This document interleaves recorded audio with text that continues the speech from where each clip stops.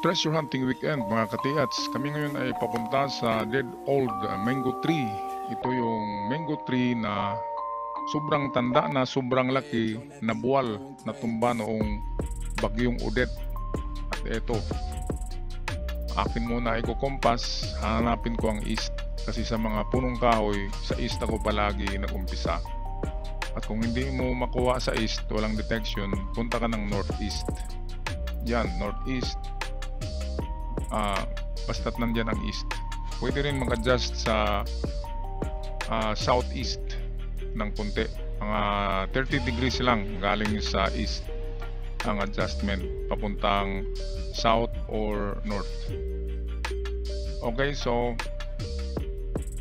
kasama ko pa rin ang The Invisible Man, The Pendulum Man.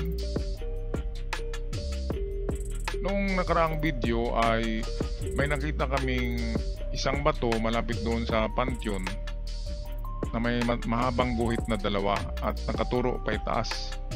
Kaya binalikan namin ang mangga dahil ito ang tinuturo ng dalawang guhit doon na mahaba. Ang distansya ng bato na yun ay nasa 18 to 20 meters. So pasok siya sa dalawang linya na mahaba. 18 to 20 meters value. So ito positive siya sa ating mga manual na gamit. Okay, so hindi pa natin ito na-scan. Sa scanner naman ay mag-iba na ito. So ito ang tinuturo, yung harapan ng ating mga gamit. Okay, so bago tayo mag-umpisa pag-scan ay akin muna ibigay sa inyo ang analysis ko sa punong kahoy.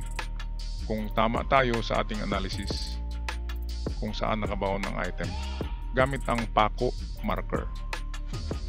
So ito yung i-share ko sa inyo na itsura ng dating century old mango tree na natumbad yan na aming ini-scan at dinidetect. So ito yung nakita na klaseng Paco. Ang klaseng Paco na yan ay tinatawag na perno. Yan ay kwadrado. Nagaganyan yan, no? Ang itsura niyan. At hindi siya masyadong nabubulok, hindi nag-rust masyado kasi parang mga ano yan, nakatubog sa chemical na galvanizing, yung tinatawag na galvanized nail. Katulad yan ng tubo sa tubig, hindi nalalata kahit binabaon sa lupa. Okay, so ito ang Paco daw na ito ay nakaharap sa north. So ang north ay ito yung ito na direksyon at ang likod nito ay south at east yung bandang likuran pala. Ang south ay narito. At sa part 1 video natin ng mangga na ito na old tree, ang part 1 ay doon kami naghanap sa likuran ng mangga, papunta kami rito at nakita namin yung kung hindi man yung septic tank ay yung tinatawag natin na mga pansyon na mga libingan na minsan ay may laman na ginto, minsan ay ano lang naman talaga itong mga yumaong tao. Okay, so dito na-prove namin sa pag-scan na totoo ang marka na Paco. Ang ibinao na Paco sa mangga ay nasa north. At yung norte, yan ang nag-detect sa aming scanner at sa mga manual locators. Kaya kung makita nyo mamaya ang ating ma-detect ng merong reading to na 29 to 30,000. Mataas na reading na ito, pwedeng ginto na ito. 29 to 30,000 K. Yan ang value reading sa ating proton elic at ang value na ito can be precious metals. Ang precious metals varies from bronze, copper, silver, nickel up to gold. Okay, so yan. So totoo ang marka na ito, legit. Itong kasama namin, siya mismo ang nagbunot ng pako dyan na malaki para hindi makita ng mga treasure hunter. At tama, confirmed by our scanner and manual detectors na tama nga ang tinuturo ng pako. Ang maganda lang sa scanner ay naibigay niya ang distansya, estimated distance galing sa puno at ang lalim nito. Kaya nalaman namin na mayroong lalim siya na 22 meters. Medyo malalim kasi 22 meters.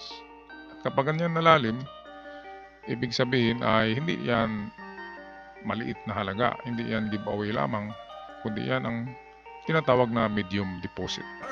So ganito lang mga katits, kung wala kayong scanner, proven na yan na ang direksyon na yan ng pako, kung saan nakaharap yan, basta't nag-iisa lang na pako, ay dyan talaga yan sa kanyang harapan ng pako. At ang distansya, ayon sa ating scanning kanina, ang distansya galing sa puno, so dito yan, okay, ay malapit lang siya. So galing sa puno ay distansya siya ng 4 meters. So hindi umabot ng 5, pero ganun na rin yun.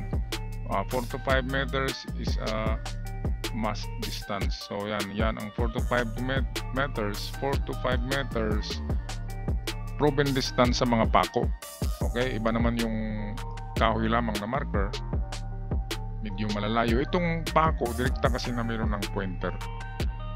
Kaya 4 to 5 meters kung saan nakaharap ang pako, proven yan dahil sa ating scanners. Okay, so umpisa na tayo sa ating scanning. Facing south muna tayo. Pag-umpisa, ang likod sa norte. Ayon sa manual ay back at the north. Ang likod na sa norte. Okay, at mayroong normal lang na muna, value ang nakikita namin. Normal value pa. Pero mamaya ay mag-iba na ito. Ano? Ito, 22. Naasir na. Kusog pa na. Ikagyo na. ayan. Kana. 6 meters. Kana. Okay, so meron tayong Sayang taas na reading. Meters. Isa sa 22 Ito na pit. at nakarating hanggang 30. Kaya Sana. classified na ito, kategory na ito ng precious metal. Kapag Kasi ronda. papalo sa 20 plus hanggang 30, pwedeng ito na yung ating hinahanap. Kaya itong portion dito, wala pala sa harap ng mangga. Nasa gilid, nasa kanyang kaliwa. Eksakto ang tinuturo ng pako ayon sa ating kasama na nagbunot. Binunot yung malaking pako. At dito raw talaga sa kaliwa nakaturo. Ngayon dahil sa scanner ay nalaman natin ang distansya galing sa puno. Okay, so meron lang siyang distance 4 to 5 meters variable. At lalim lang, meron lang siyang lalim na medyo malalim. 22 meters ang lalim nito. Kaya kapag 22 meters, hindi ito giveaway. Ang mga giveaway ay nasa 4 hanggang 7 meters lang. Oh, kana oh. At kapag ganyan, naabot sa 20 meters, yan ay medium deposit. Hindi pa natin masabi na bunker yan kasi 22 pa eh. Medyo mababaw pa siya sa bunker. Okay, so ayan no, tingnan nyo yung locator ni Invisible Man. Sobrang bilis, helicopter na yata ang ikot, lilipad na. Pero kanina nung unang detect natin ay dito sa may harapan, bigla siyang nabago ng gamitan natin ng scanner. Pero kunting diferensya lang naman, kaya pwede na. Kapag yan ang sabi ko, na lalakihan nyo talaga ang opening ng hukay para kung magkamali man yung locator nyo, kasi ang aura ay palipat-lipat yan, depende sa mga butas sa lupa, sa mga crack, yan sumisingaw yung mga aura. Okay, anyway, napakaganda ito na find namin. Old Mingo with old rusted nail na malaki ay 90% na mayroong makuha nito. Okay, so good luck sa ating pag-iats. Kami magpaalam na. Maraming salamat. God bless us all.